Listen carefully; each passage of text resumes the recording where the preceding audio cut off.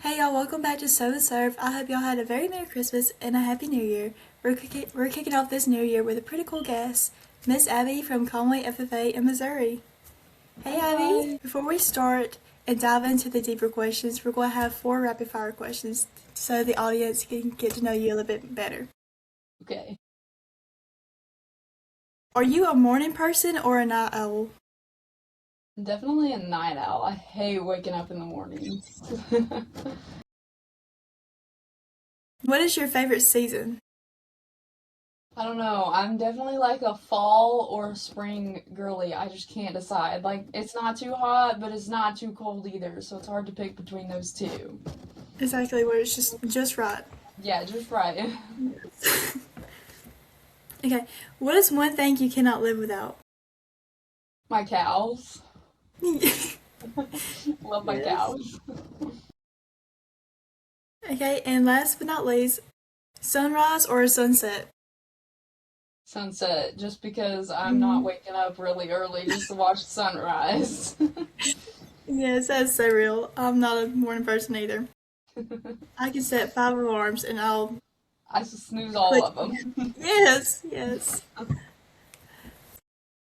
So Abby, tell me a little bit about yourself, and tell me about your chapter and your SAEs and everything. Of course. So my name is Abby Gann. I'm from the Conway FFA chapter in Conway, Missouri. There's about 130 members in our chapter, which is pretty large for a school like Conway. Our average class size is about 50 kids. So Conway, like a lot of kids are involved in ag. I have three SAE projects. My first one is in beef production, where I raise and show commercial beef cattle. My second one is ag sales placement, where I volunteer at a local feed store. And then my third one is ag communications, where I run my Instagram account.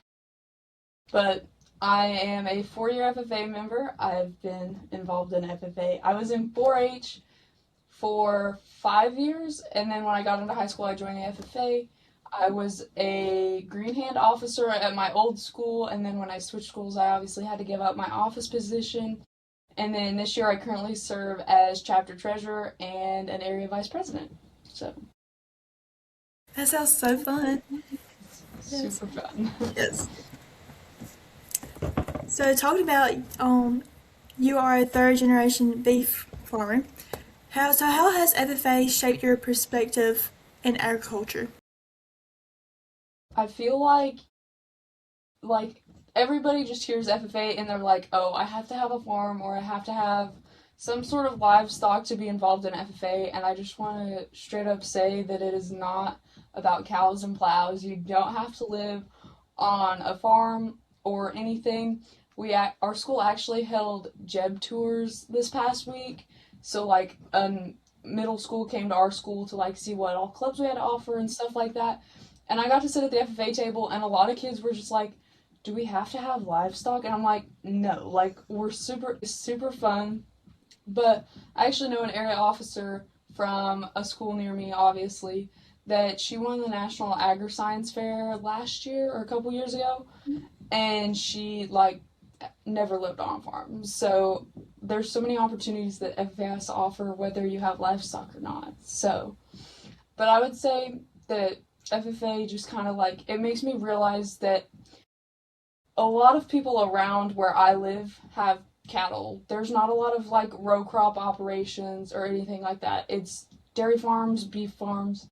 Occasionally you'll see a couple of like soybean fields or something, but it just kind of like traveling across the country throughout like FFA activities, going to National Convention in Indianapolis. We drive through a lot of different areas, and it's like, wow, that's agriculture. The My shirt that I'm wearing right now is agriculture.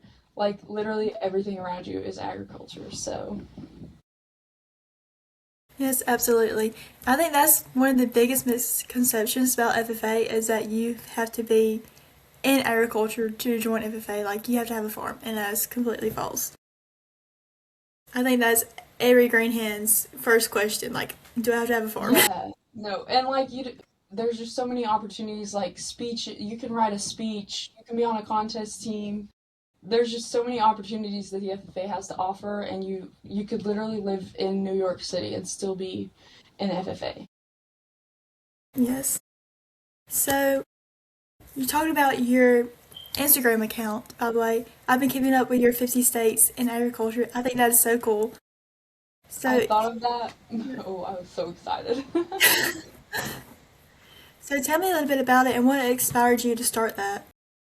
So, this might sound very like childish of me, but this summer I was watching a YouTuber who visited 50 states in 50 days Yeah. because it like was not Mhm. like he Googled it and it was like it takes roughly 2 to 3 months to travel to all 50 states and all this stuff.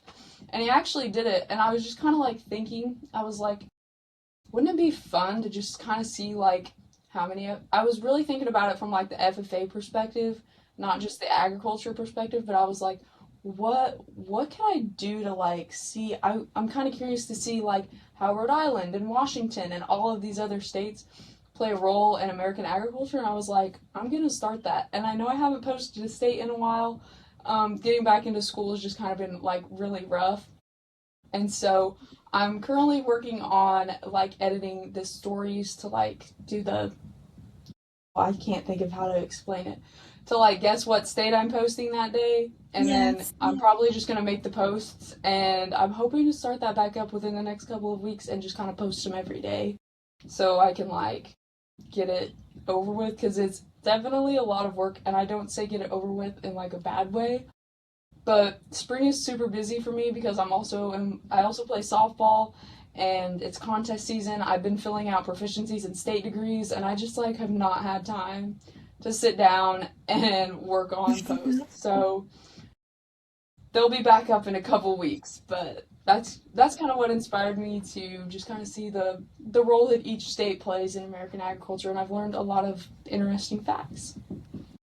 Yes, that's so cool. And I've been sharing it with our chapter too. So, what are some of your long term goals?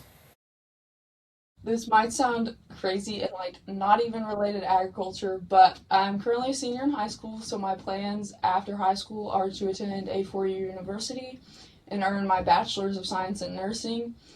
And I know you're like, Abby, but that has nothing to do with agriculture. I know.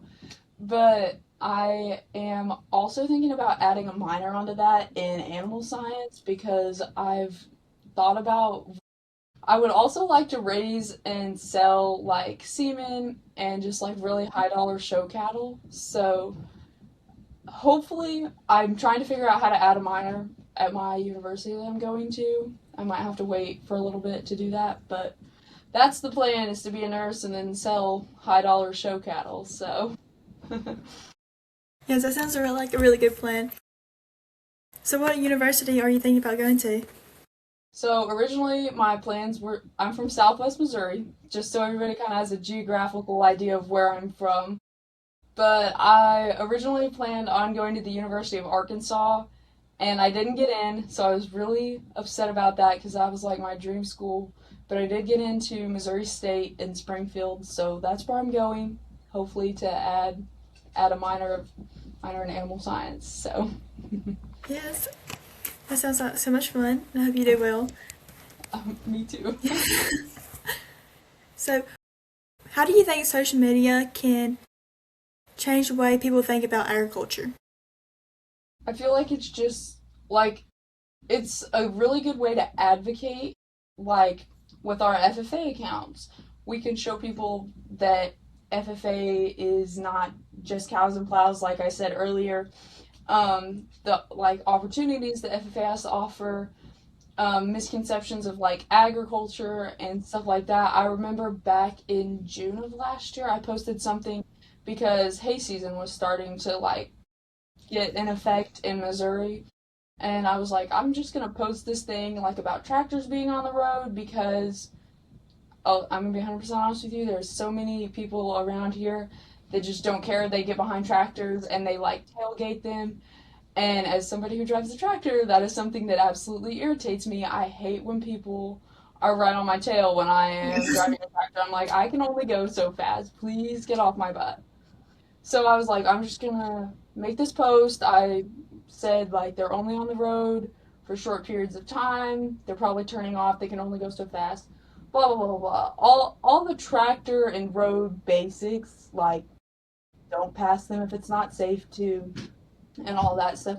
So I feel like social media is just like a good way to share things that people might not know about. Maybe people didn't know that summer's prime hay season, and people might be like, "How would you not know it's prime hay season?" You'd be surprised because at the state fair, I'm gonna kind of tie in some things that Yeah. I've learned this past year so far. But at the state fair, there was a lady that like knew nothing about milk cows, and my dad actually milked a long time ago, so I kind of have a little bit of like knowledge on dairy cattle and stuff.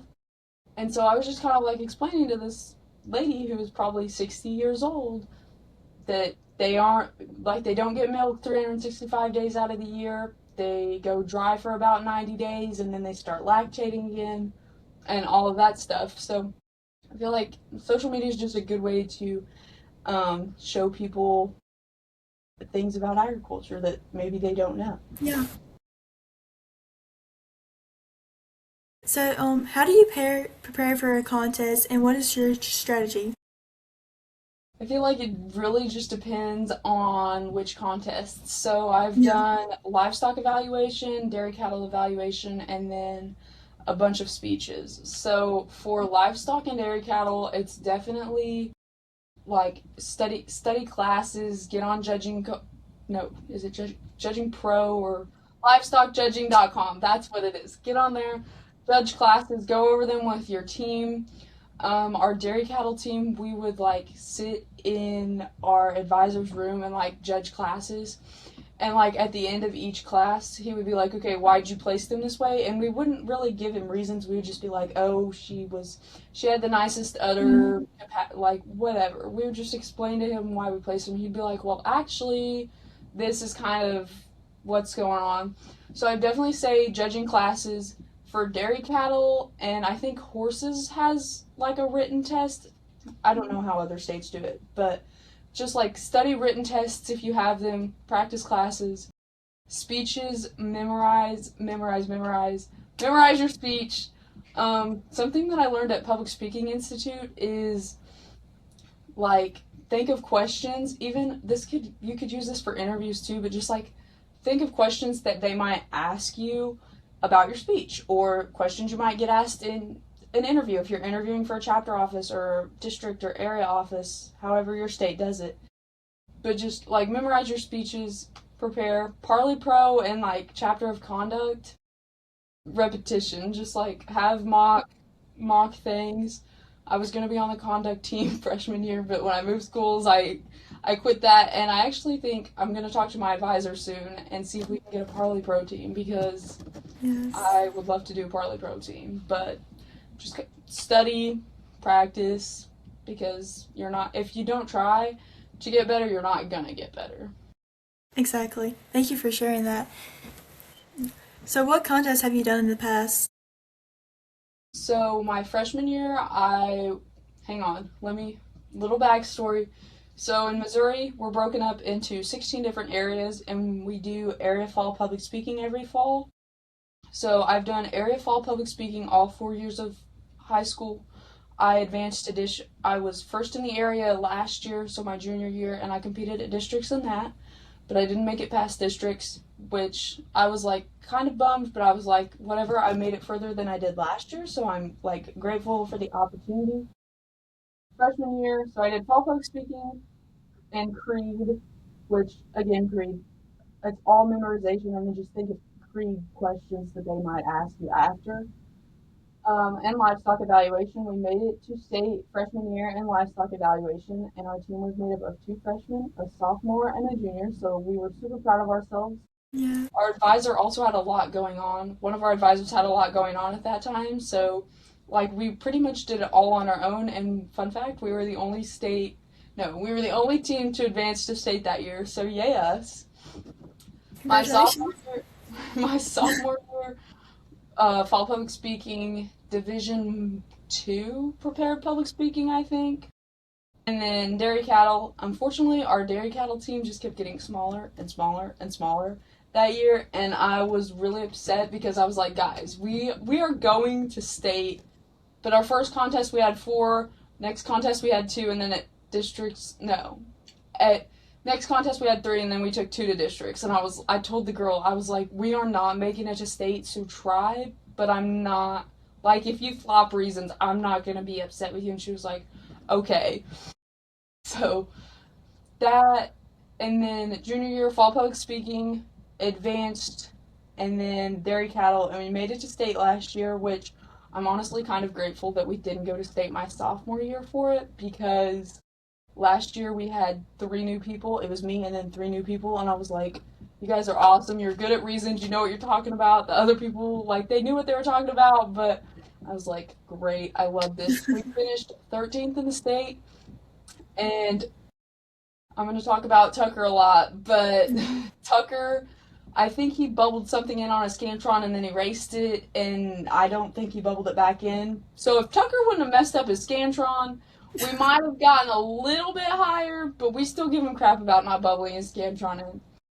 And then this year, again, fall public speaking, I think I'm going to do Parley Pro and a speech, but I don't think I'm going to do any sort of CDE just because I don't know what to do. I'm up for suggestions if anybody's like, you should do flowers or something like that. Like, I would take suggestions, but I'm not doing flowers because the people on the flowers team are just in it to get out of school, and I'm not like that. So, but yes.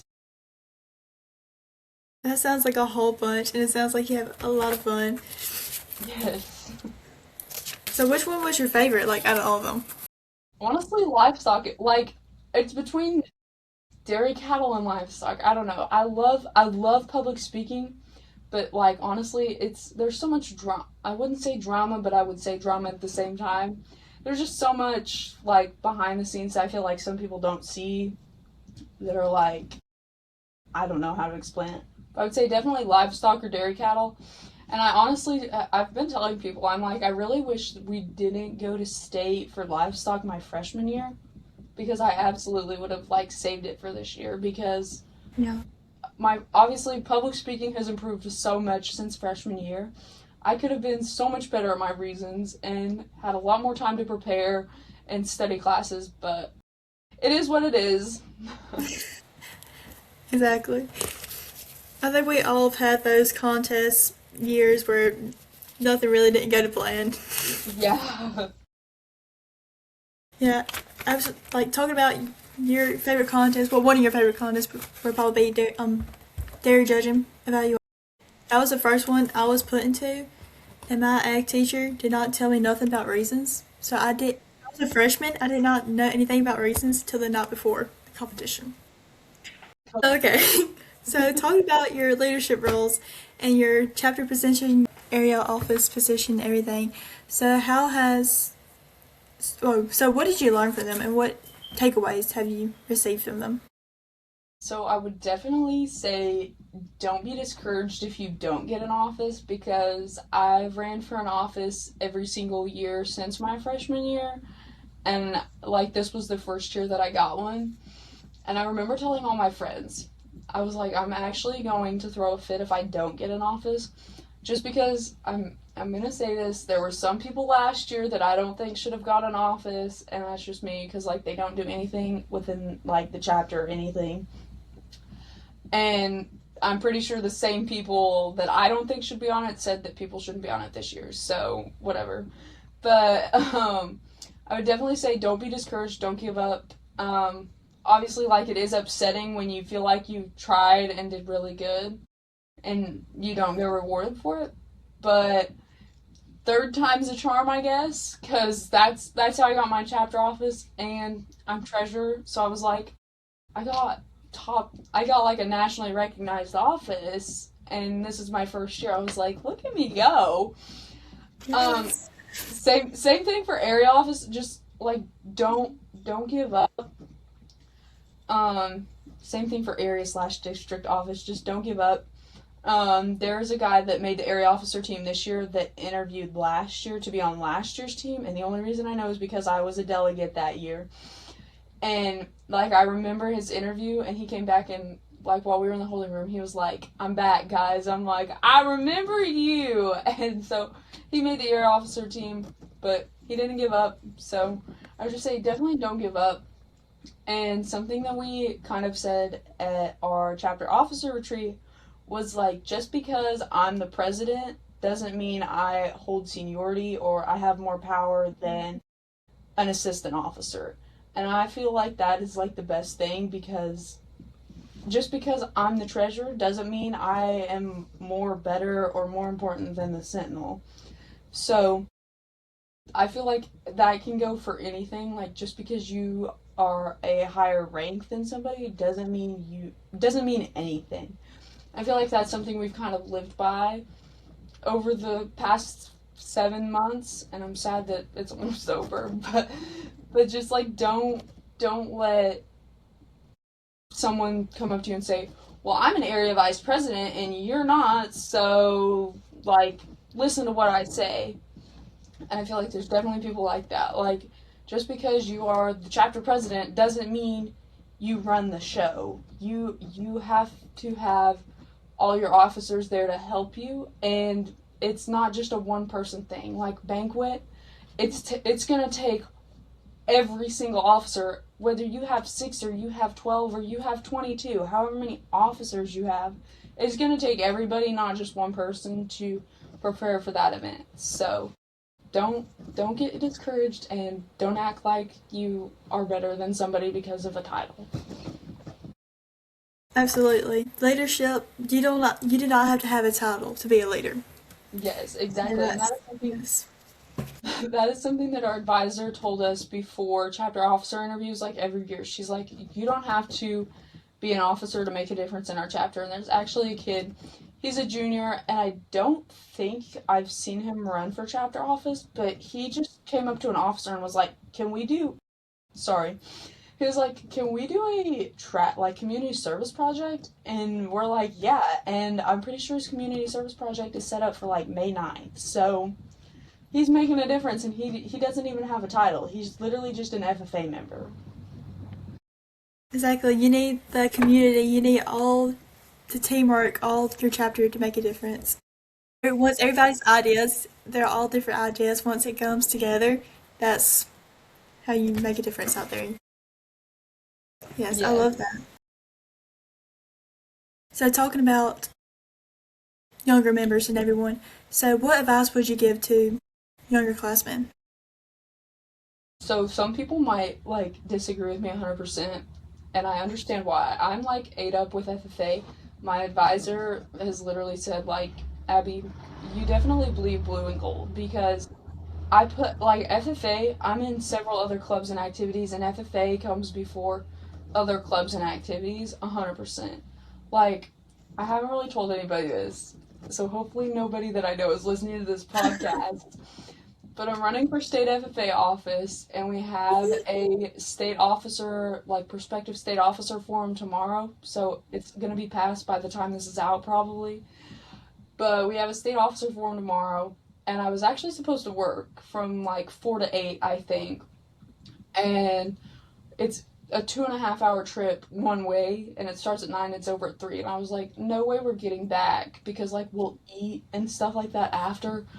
And so I ran over to my boss and I was like, I need off this day because of this. And she's like, okay. And she fixes it. So, just like get involved. Go to chapter events. If you have the opportunity, go to national convention. I've heard so many people that like their first trip was national convention, and they're like, it was so boring.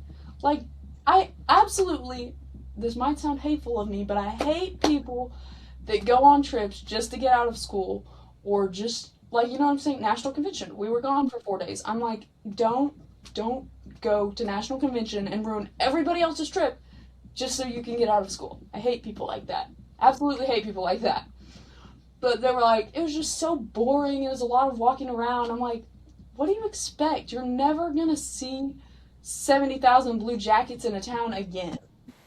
And so we go to national convention every other year, and the years we don't go to national convention, we do industry tours, which I honestly love, because I'm not going to be a negative Nancy, but National Convention it's not boring, but it, like, if you go back to back to back to back to back, it can get pretty repetitive.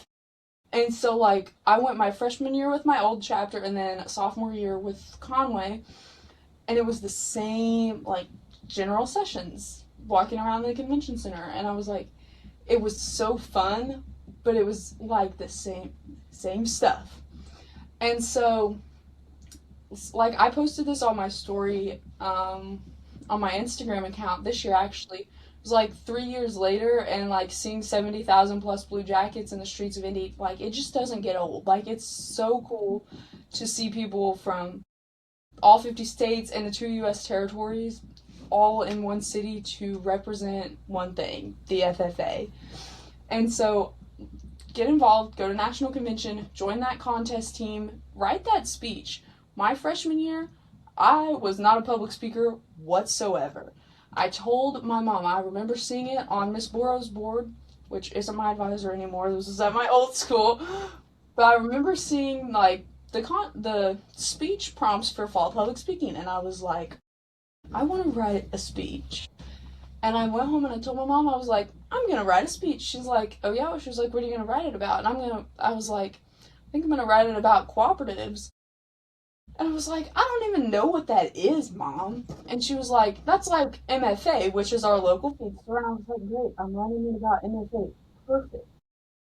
And then I think it was like the week before, the girl that was doing cattlemen's said she wasn't doing it. And I was like, I actually want cattlemen's because I live on a beef farm. I'm more comfortable talking about cows than a feed store or like something like that.